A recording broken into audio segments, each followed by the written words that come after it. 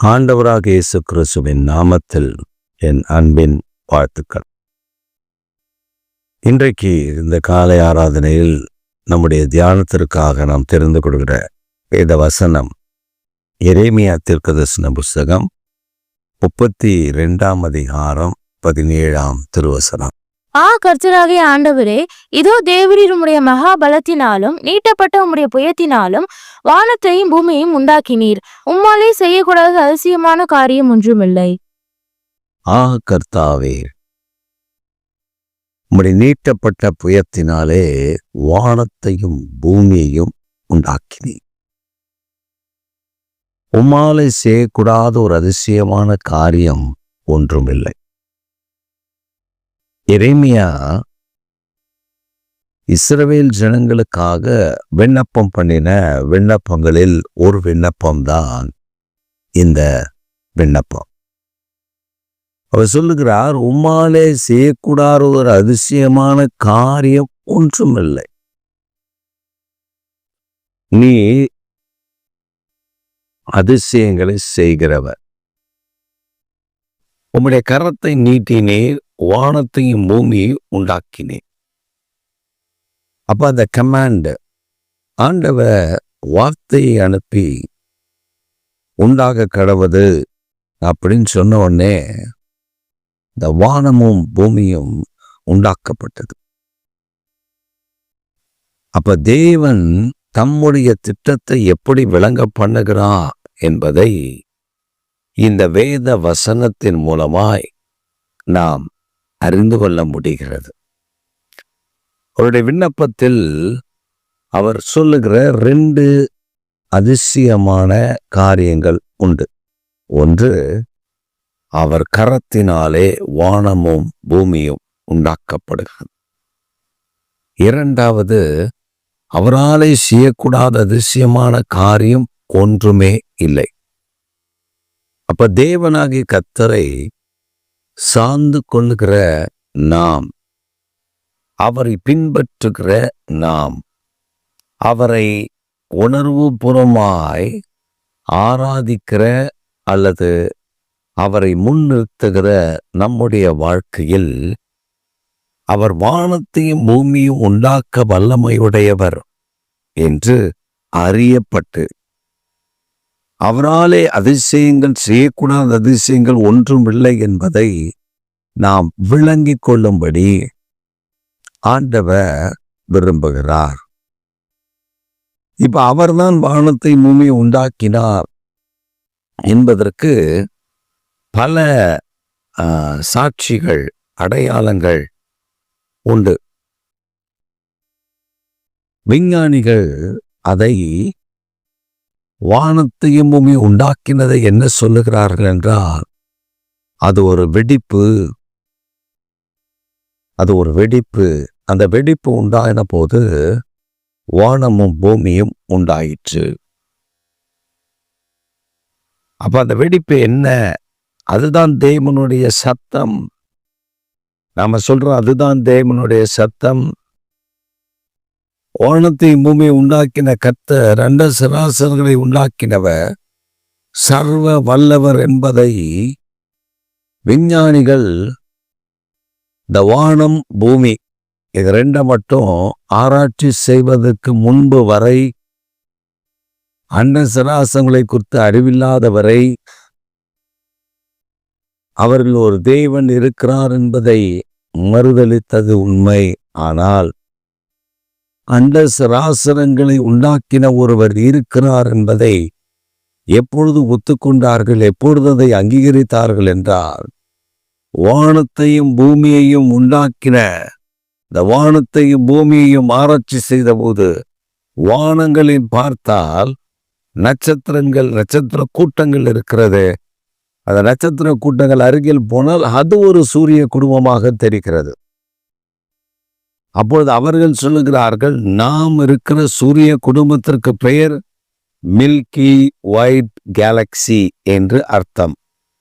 அதுல 10,000 சூரிய குடும்பங்கள் இருக்கிறது. சூரியன், சூரியன், பூமி, அங்க சொல்லப்பட்டிருக்கிறது செவ்வாய் கிரகம், வியாழன், புதன் கிரகம். இந்த கிரகங்கள் உள்ள 9 கிரகங்கள் உள்ள இந்த குடும்பம், சூரிய குடும்பம் என்று அழைக்கப்படுகிற இது வானத்தில் 10,000 குடும்பங்கள் சேர்ந்தது ஒரு கேலக்சி. அப்படியானால் வானத்தில் பல கேலக்சிகள் இருப்பதாக விஞ்ஞானிகள் கண்டறிந்திருக்கிறார்கள். அப்ப இது இவ்வளவும் ஒரு வெடிப்பின் மூலமாய் உண்டாகிவிட்டதா என்றால் அவர்களால் பதில் சொல்ல முடியவில்லை. அவர்கள் அதை திகைக்கிறார்கள். அப்ப நம்முடைய ஆண்டவருடைய வல்லமை அவர் கரத்தை நீட்டின பொழுது அங்கே அற்புதங்கள் அதிசயங்கள் நடந்தது. நீங்க வேதத்துல அப்படி கரத்தை நீட்டின சம்பவத்தை பார்த்தீங்கன்னா, மோசே செங்கடலுக்கு முன்பாக கரத்தை நீட்டுகிறார். மோசே கிட்ட சொல்றார் ஆண்டவர், உன் கரத்தை நீட்டு. அவர் நீட்டின பொழுது செங்கடல் 2ஆக பிளந்து நின்றது. அது மட்டுமல்ல, வானத்தை பூமி உண்டாக்கிற கர்த்தர் மோசேயின் இடத்துல சொல்றார், உன் கரத்தை வானத்துக்கு நேராய் நீட்டு. நீட்டின பொழுது அக்கினி மழை பெய்கிறது. அப்பொழுது மோசே அமலேக்கியரோடு யுத்தம் பண்ணும் பொழுது கர்த்தர் மோசேயின் இடத்துல அவனை அந்த அமலேக்கு யுத்தம் பண்ணுகிற அந்த இடத்துல ஒரு மலைப்பாங்கான இடத்தில் அவனை நிற்க பண்ணி கரத்தை உயர்த்தி நின்ற பொழுது அமலேக்கு தோற்று போகிறார். யோசுவா கை உயர்கிறது. கையை கீழே போடும்போது அமலேக்கியருடைய கை உயர்கிறது, யோசுவாவுடைய கை தளறுகிறது. இதை கவனித்த மோசே ஊரும் ஆரோனும் சேர்ந்து 2 பேரும் ஊரும் ஆரோனும் சேர்ந்து மோசேவை அமர பண்ணி அவருடைய 2 கரங்களை தாங்கி பிடித்து அந்த யுத்தம் முடியும் வரை அந்த கரத்தை நீட்டி கொண்டிருந்தார்கள். அப்ப கரத்தை நீட்டினால் ஒரு அற்புதம் நடக்கிறது என்பதை இஸ்ரவேலில் கர்த்தர் தம்முடைய ஜனத்திற்கு விளங்க பண்ணியிருந்தார். அதனால நம்ம கரங்களை உயர்த்தி ஆராதிக்கும் பொழுது கரங்களை உயர்த்துவதில் பல ஆச்சரியமான காரியங்கள் உண்டு. நாம் வெறுமனே கரங்களை உயர்த்தி ஆராதிக்கிறோம் என்று நினைக்கிறோம். நாம் ஏதோ கரத்தை உயர்த்தி ஆராதிக்கிறோம் என்ற எண்ணம் நமக்குள்ள இருக்கிறது. ஆனால் அந்த கரத்தை உயர்த்துகிறதில் பல நன்மைகள் இருக்கிறது. நீங்கள் கரத்தை உயர்த்தி ஆராதிக்கும் பொழுது அந்த வல்லமைகள் அழிக்கப்படுகிறதை, அகற்றப்படுகிறதை நீங்கள் பார்க்க முடியும். உங்களுக்கு விரோதமாக எழும்பி வருகிற ஆயுதங்கள் எல்லாம் முறியடிக்கப்படுகிறதை நீங்கள் பார்க்க முடியும். நீங்கள் கரத்தை உயர்த்தி ஆராதிக்கும் பொழுது தேவனை ஆராதிக்கிறீர்கள். தேவன் உங்களுக்கான காரியங்களை செய்கிறார் என்பதை மறந்து விடாதிருங்கள். நாம் பல நேரங்களில் தேவனை ஆராதிப்பதில், தேவனை உயர்த்துவதில், தேவனை துதிப்பதில் சுணக்கம் காட்டுகிறோம். அதாவது சோம்பேறித்தனமாயிருக்கிறோம். சில பாருங்க, ஆராதனைக்கு வருகிற சிலரை நீங்க கவனித்து பார்த்தீங்கன்னா கரத்தை கட்டி ஆராதிப்பார்கள். சிலருடைய கரம் உயர்த்தப்படாது. அப்படி கருத்தை அப்படி ஏதோ கடமைக்கு வந்துட்டேன் அதனால அப்படின்னு நிற்பார்கள். மங்குனிமார் அப்படியே நிற்பா. கரத்தை உயர்த்தி ஆராதிக்கிற சத்தத்தை உயர்த்தி அதெல்லாம் இருக்காது. ஒரு சிலர் தான் கரத்தை உயர்த்தி ஆராதிக்கிறது நீங்கள் காண முடிகிறது. அப்படி கரத்தை உயர்த்தி ஆராதிக்கும் பொழுது ஏற்படுகிற நன்மைகளை அனுபவித்து விட்டால் அவர்கள் கரத்தை உயர்த்தாமல் இருக்க மாட்டார்கள். இப்ப ஆண்டவர் கரத்தை உயர்த்தின பொழுது வானமும் பூமி உண்டாக்கப்பட்டது. அப்ப அவரால் கூடாத அதிசயமான காரியம் ஒன்றுமில்லை. பரிசுத்த கரங்களை அவருக்கு நேராக உயர்த்தி நாம் ஆராதிக்க, துதிக்க ஆரம்பிக்கும் பொழுது பரலோகத்தின் மகிமையின் பிரசன்னம் இறங்கி வருகிறது. பரலோகத்தின் மகிமை, பரலோகத்திலிருந்து ஒரு மகிமையான வல்லமை, மகிமை அங்கே இறங்கி வந்து நம்மை ஆளுகை செய்கிறது. இதைத்தான் மோசே அறிந்திருந்தார். மோசேயுடைய காரியங்களை நீங்கள் பார்ப்பீர்களே ஆனால் தன் கரத்தை எங்கே உயர்த்த வேண்டுமோ அங்கே உயர்த்துவார். அதிசயங்களை விளங்க பண்ணும். இந்த காலைவேளையில் நம்முடைய கரங்கள் உயர்த்தப்பட வேண்டும். தேவ சமூகத்தில் ஆராதிக்கும் பொழுது, துதிக்கும் பொழுது, கர்த்தருடைய நாமத்தை மகிமைப்படுத்தும் பொழுது நம்முடைய கரங்கள் உயர்த்தப்பட வேண்டும்.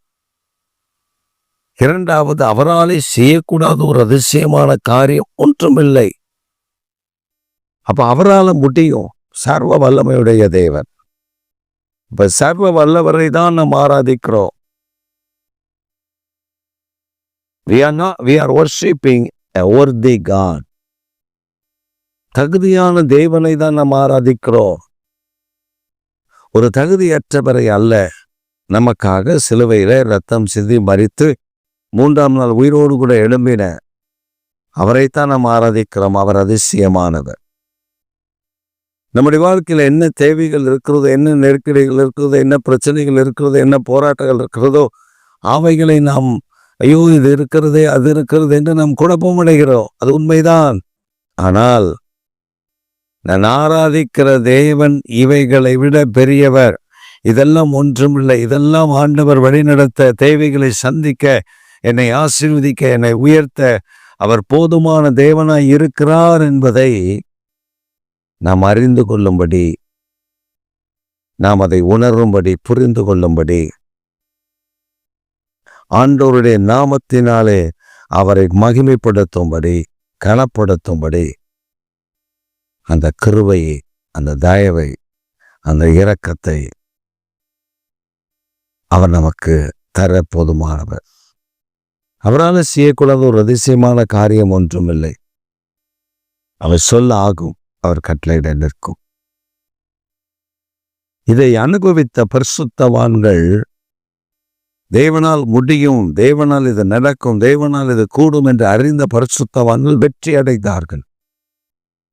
அதை கேள்வி கேட்டவர்கள் தோற்று போனார்கள். நீங்கள் வேதத்தில் வாசித்து பார்த்தால் அப்படிப்பட்டவருடைய தோல்வியும் இருக்கிறது. தேவனை முழுமையாய் விசுவாசித்தவர்கள் எல்லாவற்றிலும் வெற்றி சிறந்ததும் வேதத்தில் எழுதப்பட்டிருக்கிறது. நீங்கள் முதல் இஸ்ரவேலின் முதல் ராஜாவாய், சமஸ்த இஸ்ரவேலுக்கும் ராஜாவாய் ஏற்படுத்தப்பட்ட சவுலை கவனித்து பார்ப்பீர்களே ஆனால் சவுல் ஒரு காலகட்டத்தில் கர்த்தரை விசுவாசித்தான். பின்பு சவுலுடைய வாழ்க்கையில கர்த்தர் மேல் உள்ள விசுவாசம் விலகி உலக பிரகாரமான காரியத்தின் மேல் விசுவாசம், உலக பிரகாரமான பொருட்கள் மேல் ஆசை வந்து அவரை விட்டுவிட்டார். அவர் அவனை விட்டுவிட்டார். பரிசுத்த ஆவியானவரை அவனை விட்டு எடுத்து விட்டார். அவன் வாழ்க்கையில் தோல்வி.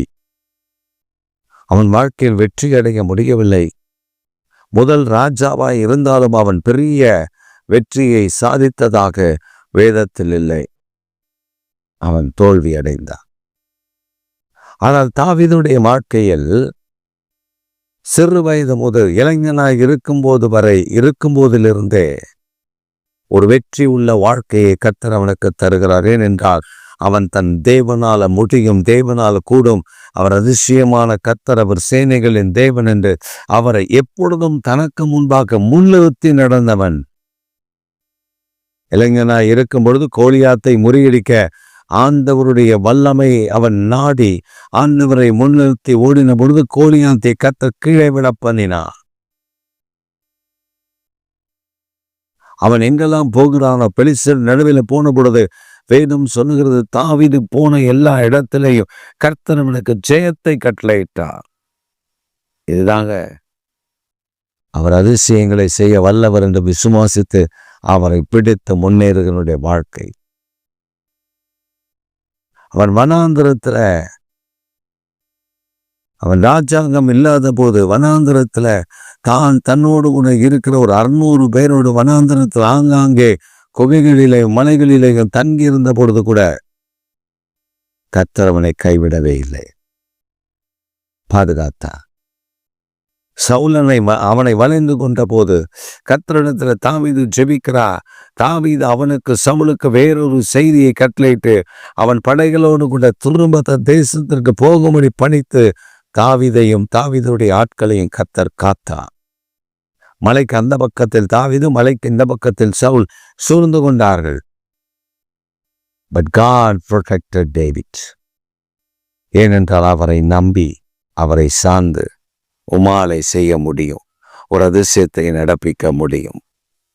அதாவது தாவீது எழுதின சங்கீதங்கள் எல்லாம் பார்த்தால் தேவனை அவர் அதிசயமானவர், ஆலோசனை கர்த்தர், நித்தியமானவர் என்பதை விவரித்து சொல்லுகிறதை காண முடியும். நம்முடைய வாழ்க்கையிலும் நாம் ஆராதிக்கிற தேவன் வல்லமையுடையவர், அதிசயமானவர், அதிசயங்களை செய்கிறவர் என்பதை நாம் விசுவாசிக்க வேண்டும். எதற்கெடுத்தாலும் இது இதற்கு தீர்வு, அது அதற்கு தீர்வு, இது இதற்கு தீர்வு என்று ஓடுகிறோமே, அதற்கு நடுவில் அதையெல்லாம் ஒதுக்கி வைத்துவிட்டு என் தேவன் எனக்கு தீர்வு செய்வார், என் தேவன் எனக்கு நன்மை செய்வார் என்று தேவனை சார்ந்து பிடித்து கொண்டு முன்னேறுகிற பழக்கம் நமக்கு என்றைக்கு வருகிறதோ அன்றைக்கு அதிசயங்களை நம்முடைய வாழ்க்கையில காண முடியும். இந்த காலையில் 2 காரியங்கள். உன் கரங்களை உயர்த்தி, அவர் கரத்தை நீட்டி வானத்தை பூமி உண்டாக்கின கர்த்தர் நம்முடைய கரங்களை உயர்த்தும் பொழுது அவர் நமக்கு விரோதமாய் எழும்புகிற ஆயுதங்களை முறியடித்து நம்மை பாதுகாத்து கொள்ளுகிறார். 2வது, அவராலே செய்யக்கூடாத விஷயமான காரியம் ஒன்றுமில்லை என்று நான் விசுவாசித்து அவரை முழுமையாக பற்றி கொள்ளும் பொழுது எனக்கு வருகிற எல்லா நெருக்கடி, எல்லா காலங்களிலும், எல்லா சூழ்நிலையிலையும் அவர் எனக்கு தோல்வியே அல்ல, வெற்றியை கொடுக்க வல்லவர். இந்த காலவெளியில் உங்களுக்கு அவர் வெற்றியை கொடுக்க போதுமானவர். நாம் ஜெபிப்போமா? எங்கள் சர்வ வல்லமுள்ள தேவனே, எங்கள் நித்திய பிதாவே, இந்த காலை வேளையில் ஆண்டவரே எரேமியா ஜெபிக்கிறார். கர்த்தாவே, உம்முடைய கரத்தை நீட்டி இதனாலே வானத்தை பூமி உண்டாக்கினர் என்று சொல்லுகிறார். உமாலை செய்யக்கூடாத ஒரு அதிசயமான காரியம் இல்லை என்று சொல்லுகிறார்.